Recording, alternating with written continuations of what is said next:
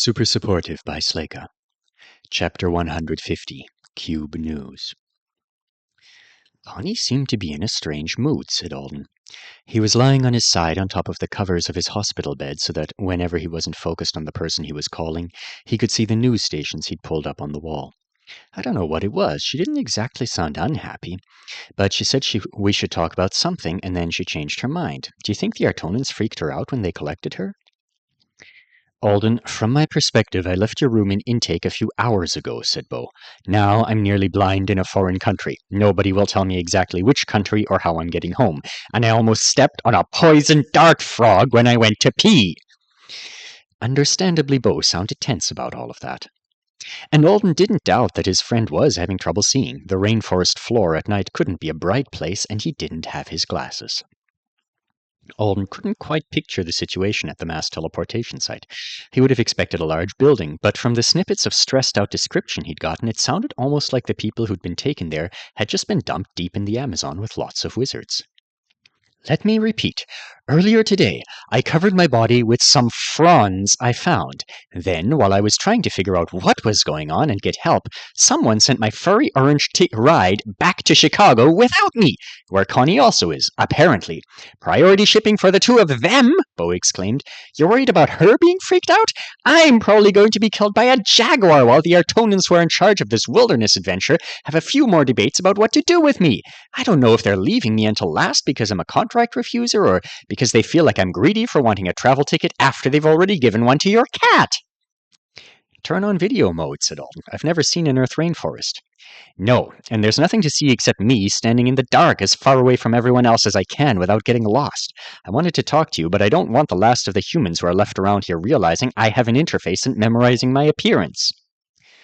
I am sorry you came out of cat space there, said Alden. When they asked me who I wanted to save in the event of the world ending, I wasn't thinking about the fact that they would be sending you somewhere full of other avowed. It's fine. I was just on an Isidora, wasn't I? And I can't bring myself to say lucky, but not as unlucky as I could have been. I didn't come out of cat space in front of people. Victor was in a force field pen some wizard had made for him. When I appeared, I was just standing naked in the rainforest beside a cat in a magical dome. I considered all the possibilities, decided it was definitely your fault. Hey! Found my fronds and followed the sound of voices toward other people. I'm sure everyone who saw me thought I was a lunatic, but at least they were all strangers and will never meet again. Alden couldn't quite hold back a laugh. Are you still wearing nothing but fronds? No, asshole. Don't be ashamed. My crisis wardrobe gets weirder every time. I figured I'm only 2 or 3 disasters away from fronds of my own. Bo vented for a while longer before taking a breath. I'm glad you're back. Alden shifted positions to get more comfortable with his mound of pillows. What takes so long to catch you up on everything that's happened if you'd waited until I was 40 or something? Catching him up was going to take a long while as it was. Too long for them to make a serious start of it right now when Bo was flustered. He can listen to all my messages from the past couple of weeks when he's got a minute. And then he could share and explain the Zeredy saving story when Bo was safely back home and things were calmer. Don't even joke about that, Bo was saying. I seriously worry about pulling a Rip Van Winkle. That is such an antique reference. We had to read it for English while you were gone and compare it to a modern-day time travel book. I think it's been almost a year since I read a book that wasn't for a class or for wizardry, Alden realized. Last Christmas break. That popular but terrible one about the arrival of Artonans making a bunch of werewolves reveal their existence to the rest of humanity. Hey, he said, I left you some messages. The boater was a fail. I don't think I made a difference in their lives at all, but I tried and I'm done with it. There's some other stuff. I'll tell you about it when you're home and you've dealt with your own life. If it's your turn to be the surprise returnee, hope that goes well for you. Bo's voice turned suspicious. What kind of stuff? I've been in a disaster. Naturally, there was a little bit of stuff. I'm not sure if some of it even qualifies under the terms of our accord. Why don't you tell me what it was and I'll decide? As an example, I was on the span when the Pacific went less Pacific. I literally can't leave you alone for 2 weeks. That was in no way my fault. There was this guy I agreed to share my emergency teleport with. I didn't stick my neck out for him, and he was such a shithead that I wish I hadn't bothered. All I really did was save my classmates from his presence. So I'm pretty sure you don't also have to find a shithead to transport somewhere. Even Bo's silences sounded suspicious now. Neat trick. You do have to save a Great Dane, though, Alden added, and a snake. You found a pet store in need of a hero? I really will tell you everything later. Okay, Bo said after a second. Was watching some news footage before I got your call. Looks like it was insane there. And the system sending me a safety notice for you but not letting me talk to you directly was worrying me a little. But you say you've already been healed? Partially. The healer here, talking about Matadero on the call he shouldn't even be allowed to make was a given. Will be seeing me again soon. I've been walking around all day, though. It's just a busted ankle, a cut on my hand, and a lot of scrapes and bruises. From the span? I told you the Pacific got unpacific with me, and with the rest of the island. It was a lot.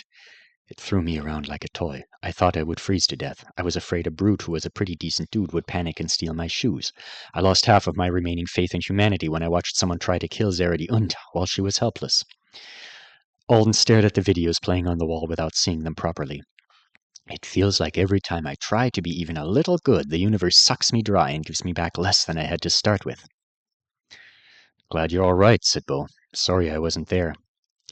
Yeah, why couldn't this have happened before you ditched me? Alden replied. We could have made memories together. Alden called Jeremy and discovered that his friend had spent all day Saturday knocking on doors and checking animal shelters because he assumed Victor had escaped from his house, only for the cat to reappear in his room, along with $3. That makes no sense. Maybe the $3 were already there and you just forgot? 3 brand new dollar bills with no wrinkles? I would have remembered putting those on my dresser, Jeremy insisted. He was on his way into a convenience store. I'm using them to buy cherry Coke. I had a whole bottle last week and now it's gone. Mom says she's off sugar, but I know it was her. So why was Victor disappearing your fault? Weren't you busy dodging super tsunamis? Well, nobody had told Alden whether or not the evacuation to the Amazon was a secret, and he hadn't thought to ask Bo or Connie if the Artonans had sworn them to silence upon their arrival. Zarity wouldn't tell me the location until she got confused with the head injury, so I guess it's at least partially a secret. Or an unsecret secret. There was a blip of a mention the flyers leaving Anesidora on the news. And after all, if someone had asked Alden on Thursday whether or not he thought the Artonans had some kind of a planetary evacuation plan in the event of a catastrophe, he'd have assumed the answer was yes. He just wouldn't have known for sure what triggered the evac, how they planned to do it, or that he would be chosen to leave himself. Maybe I just don't want to tell him the truth. Maybe I just feel guilty. Saying you were my third choice wasn't much of a compliment when there were only 2 choices. If he's really mad about it. Alden took a breath. I can't give you many details, but it seems like the Artonans have put me on a list of people who get to leave the planet, who get to leave if the planet has so much as a hiccup. As like an apology for the Thagan thing? Asked Jeremy. Good. They should apologize to you more. They only let me pick 2 people to go with me, Alden said. He realized he'd been expecting a dramatic pause as soon as he didn't get one. Only 2? An electronic doorbell chimed as Jeremy headed to the shop and stopped to examine a display of chips. I mean, 2 is a lot more than 0, but man, I'd have a heart attack trying to pick. He's not upset at all? Jeremy was good-natured and upbeat, but this seemed like too casual of a response. If I ever get a 3rd slot, said Alden, you would be... Jeremy was bending down to see the hot and spicy chips on the bottom of the display. He really didn't look bothered at all. Would you come? Alden asked, suddenly uncertain. If I put your name in a 3rd slot? His friend finally looked back at the phone in his hand. You mean in a real Titanic situation? I'm told there's not much risk of it ever coming to that, but yes? Jeremy stared off into space, still crouching there by the chips with the doorbell chiming as someone else entered or exited the store. Wow. Thank you. I think I would, he said at last. I'd want to stay with my family, but if I did that and they found out, it'd hurt them, right? We'd all hit the iceberg together and they'd know I could have survived, which would just make everything more terrible for them instead of helping them. So, yeah, I would come.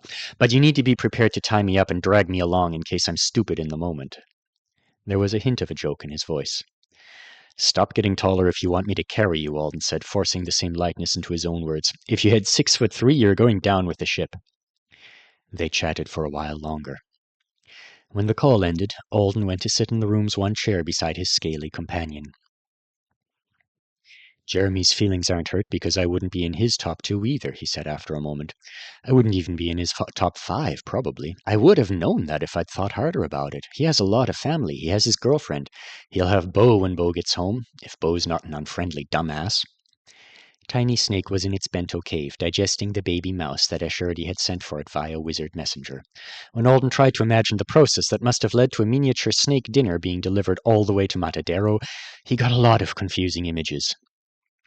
Glad he wasn't upset. He watched the reptile. After deciding that it was a young corn snake, and thus not deadly, he had held it for a few minutes before its meal arrived. Letting it crawl around his hand and arm had been interesting, and he was conscious of the fact that he was already much too attached to it. Tiny Snake had a name. They'd been through shit together. The Longs couldn't even take care of themselves. Should they really be trusted with Alden's survival buddy?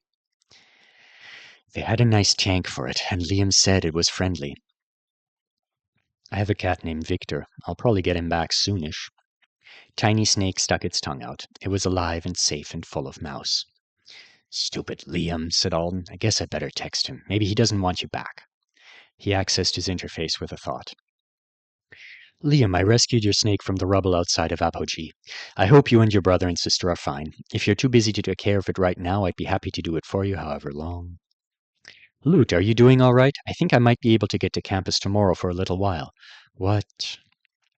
Oh, I saw your mom on television bashing the heck out of that inflatable dinghy that was cannonballing through the streets down in... Are you all fine, Lexi? The Nilama building? Hi, Natalie. Yes, I'm safe. Sorry I've been out of touch. Are you all right? What do you mean Emilija got possessed? Winston, thank you for checking in on me and for offering to help me with my image. I'm sure you're a great video editor, but I don't feel like releasing my selection story, especially not this week. Vandy, I appreciate the reminder about the vigil on campus, but I'm not going to be able to make it to tonight's. So I do still have your teeth, Cone, but...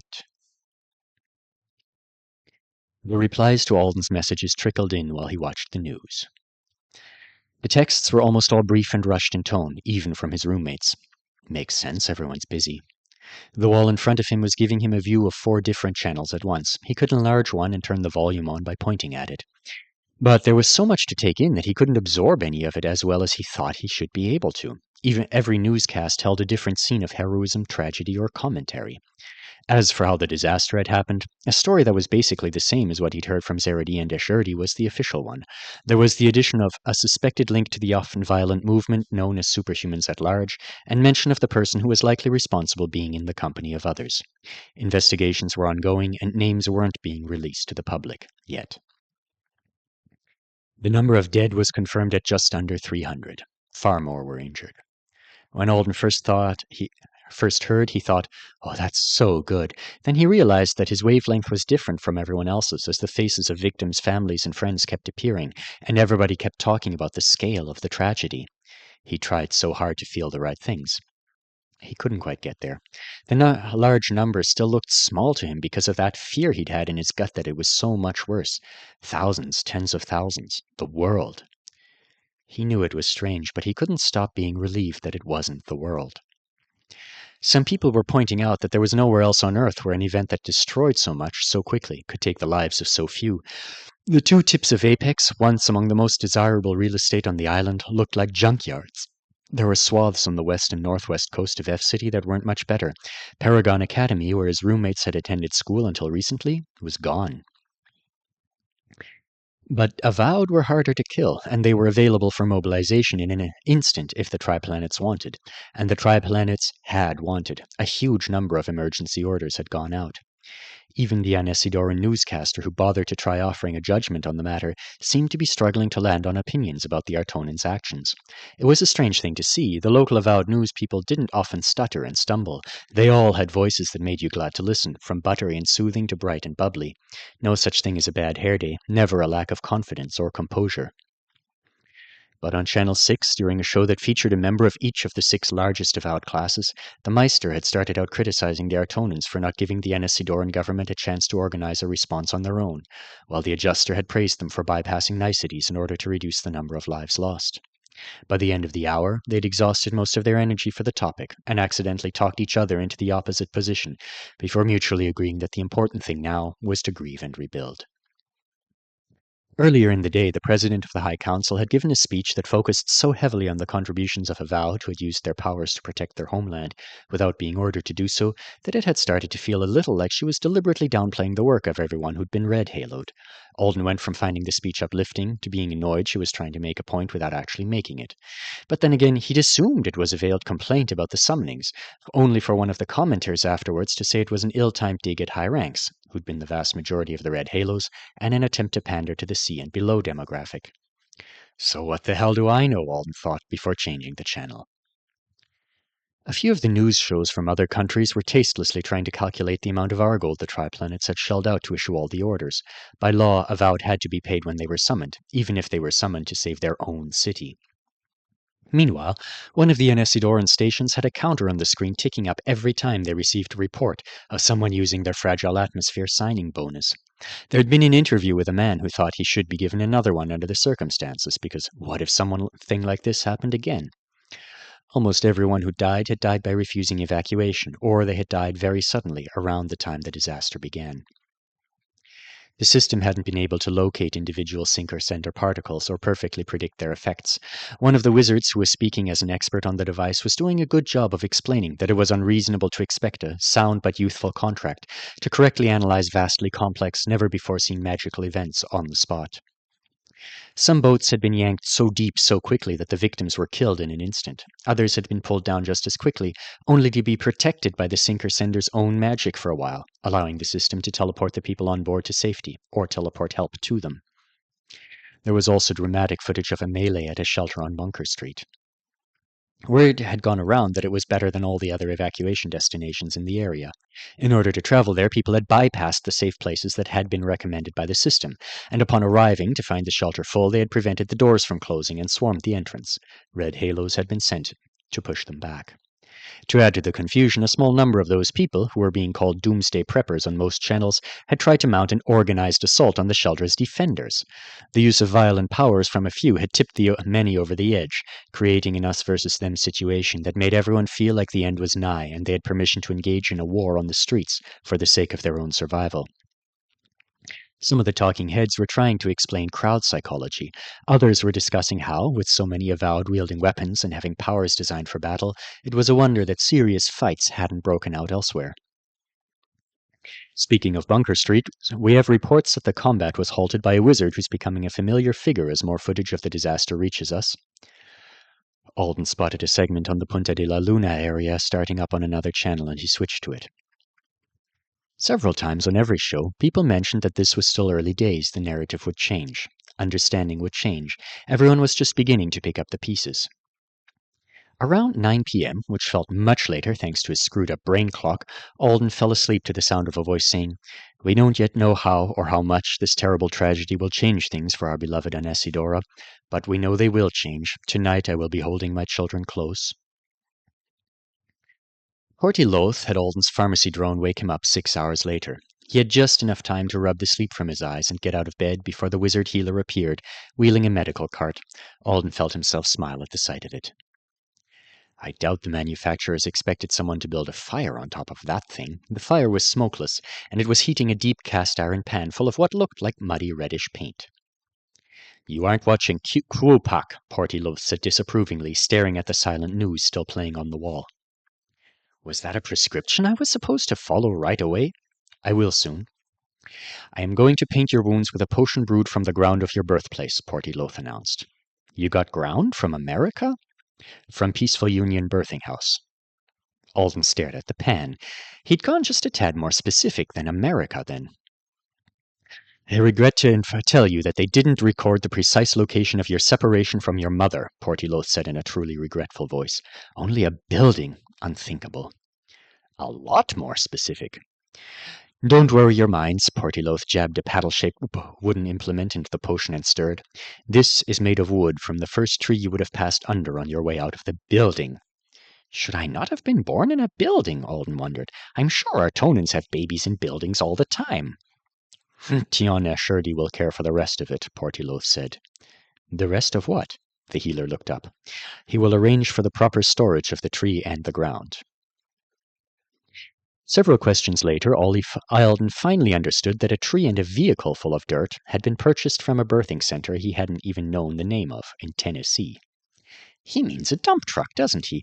He was now standing shirtless on the foot of his bed, holding his hand out while Portyloath packed the deep gouge with mud. It didn't hurt. A perfectly normal-looking injector had taken care of that. Somewhere a whole tree and a dump truck full of my birthplace dirt is being stored. Valuable personal spell ingredients, just in case he ever needed them again. Why? As if to punctuate the question, one of the channels he was watching while the healer worked showed an aerial view of the neighborhood Alden had been rescued from. He was reading the subtitles with the volume off because he didn't want to interrupt the healing chants, and the newscasters were talking about Lindota and Lasherdi. They were explaining to viewers that two of the highest-ranked wizards, generals from the Mother Planet's anti-chaos force, had been on hand for dealing with Matadero, and had lent their help after the cube was secured. The scale of that help was being shown with overlays that indicated how far inland the water could have progressed without their interference. Alden hadn't been that far from safety when he'd nearly drowned. A line was drawn across the crescent, indicating the areas where wizards and Avowed had chosen to defend against the incursion of the water. Just a few streets more, and Alden would have made it to them.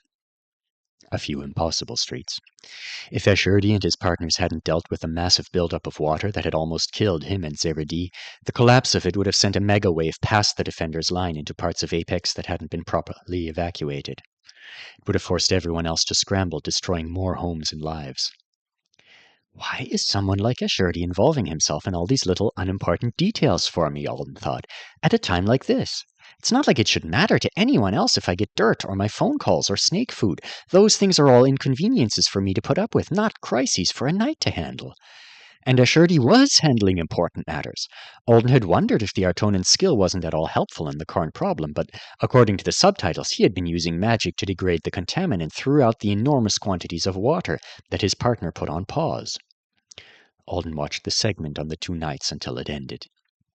It wasn't long, probably because there was no video of the two knights actually doing magic, and saying how strong General Lasherdi and Lindota were wasn't as exciting as showing how badass other people looked using their powers. It's fine that Earth calls them General in English. I don't like it as much as Knight, but at least it's establishing chain of command for chaos events through vocabulary. The main Artonan spokesperson on Anesidoran news was Bashnor. If a demon crawled out of the ground in downtown F right now, Alden didn't want anyone getting confused and assuming the ambassador was supposed to be the Knights' boss. Bashnor was largely inoffensive on camera. Alden had indulged his own bias earlier by looking for flaws, but the ambassador's prepared statements were tidy mixes of polite condolences and facts that matched up with what most of the other Artonans were saying. There was a lot of such and such matter is still under consideration. He also looked nothing at all like Alden had pictured. Bashnor was a small man dressed in grey, who delivered the messages clearly and slowly, with a hint of condescension so minuscule it might have been imagined. He didn't seem like someone who threw grand parties all the time and rode mechanical bulls. Now let's take a look at what happened at the intake dorms, the subtitles said. They're all still standing and everyone there was safe, but we have another reported sighting of that very recognizable wizard who has not slept since arriving on Earth in the middle of the disaster. The sound of the door opening drew Alden's attention. When he looked over his own mud-potioned shoulder, he saw Lasherdi letting himself into the room, where Alden had been benefiting from the knight's help all afternoon and evening. He hadn't seen him in person since just after lunchtime. "This house of healing is peaceful," Lasherdi exclaimed. "The halls around the room I share with Lind are full of pests now that people have decided to take their rests." He meant my fellow Artonans when he said pests. Alden had poked his head into the cafeteria to grab a sandwich and say hello to Kabir before holding himself away for the evening, but there had been no sandwiches left to grab. Hotel Matadero was being used as housing for the wizards who traveled to Anesidora to serve as the disaster response crew. They'd all stayed out and about for a conspicuously long time, and even now there seemed to be some attempt at a polite fiction that they were all coming back to Matadero to check on it, as opposed to crashing out in the cafeteria surrounded by empty plates like one elderly woman Alden had spotted. It was like it would be gauche for them to say, "My magic's worn out, I need a nap, and my species actually functions very poorly if we go more than a couple of days without eating." "Lind and I should move. So many pleasing empty rooms in this section. Is that the snake?" Lasherdi walked over to the table where Tiny Snake's plastic tub sat, looking curious. He had hissed and emphasized the S in snake, so it came out snake. Given that Artonan adults had much better vocal control than humans, Alden suspected he knew that snakes hissed from researching them, so he was either trying to interact with the animal itself, or he was giving the world additional color to be social and amusing. "You would not look out of place on our planets," he said to the snake. "I might think you were a slimeless Unzi. Did you eat the mouse? Did it eat the mouse and like it?" Alden mentally put the likelihood that he had been talking to the snake directly a little higher. He was probably looking forward to seeing some Earth animals, he realized. I wanted to see rabbits when I went to the Triplanets. The facility here has to be one of the least fun places ever to start your vacation on another world. It seemed to enjoy the mouse very much, Alden said, assuming it was all right to talk over Portiloth's chanting since Erdi was doing it. Thank you for that, and for the calling permissions, and for the ground for my birthplace, and the tree. Honey locust. What? Your birth tree. I'm having it sent to my house because even though there is a garden associated with your current dwelling, it's very small and unprotected. Okay. The first tree that ever shaded my infant face is still alive, even though they stole some of its wood for the spoon Portiloth is massaging my ribcage with. It's going to live on the Triplanets, almost certainly in a night rapport. This is starting to feel... Ashurdi doesn't know, does he? Is this his way of nudging me towards realizing that he knows? Next, Alden would find out that his fairy godfather here had gone to fetch his clothes and his learning cushion, and they'd been moved to a cozy little extraterrestrial location for safekeeping too. And then a few hours from now, he'll say, "Alden, wouldn't your body be more comfortable with your tree and your possessions? A growing wizard shouldn't live too far from his birth dirt. Let's pack you up and ship you to meet it." He swallowed even though his mouth was devoid of saliva. Ashurdi was leaning closer to sniff Tiny Snake's container. "Thank you for keeping those safe for me," Alden said. Why? "You're thanking me for doing things that are simple and necessary for your health and well-being. I'm the one who's asked you to stay here at the cube for a time. How are you feeling?" "Muddy and concerned." "I'm good. I also had someone obtain this for you." Ashurdi tapped one of his rings to a thick brown triangle-shaped thing that hung from his belt like a decoration. A perfectly folded Selena North uniform appeared in his hand. Alden stared at it. Ashurdi tapped the belt again, and a pair of black dress shoes were suddenly in the other hand. "There is no regular class for students at your school tomorrow, but you have a student assembly at 10 o'clock. Alden was aware of that since CNH had sent out an email. All students who were currently in Apex were supposed to be there, and all students who were in F were to attend by calling in. Did he check the school website? Alden hoped he'd checked the school website. If he'd called directly, then whoever answered him was probably freaking out and trying to figure out why an Artonan general wanted to know the class schedule. Or Ashurdi had just told them the truth, and right now Alden wasn't sharp enough to think through what that might do to his life. "I'm sorry your instructors will not be teaching. You wrote an earnest essay and routine can be sucker." It's all right. He had wanted school to start back pretty badly so that he could have the normalcy of it. "I can attend by video. And what about Instructor Bashnor has a busy day tomorrow, which I have contrived to make busier for him." Portiloth chuckled mid-chant. "You may engage with your human peers," said Ashurdi. "Someone trustworthy will keep an eye and a mind on you in case Bashnor finds a way to bother you." Both of his eyes flicked past Alden toward the television wall. "Or in case anyone else does." When Alden followed the direction of the knight's interest, he found himself reading subtitles that said, "And here he is again. It is impressive how quickly the bold general broke up a fight that was giving quite a few of our local S-ranks some trouble. What a spell!" A couple dozen avowed from the Bunker Street riot were all up in the air and wearing frantic expressions as their legs climbed what looked like an invisible staircase into outer space. Sandwiched between them and the subtitles, offering a red haloed woman a potion vial with one hand and casting with the other, was a tall, bald wizard so covered in tattoos that his skin looked like a circuit board. "Did they just call him Tion in their language?" Ashurdi said in a disgusted voice. "I hope he gave them that misapprehension himself so that I can comment on the matter." "Joe?" asked Alden, gaping at the screen. "What is he doing here?"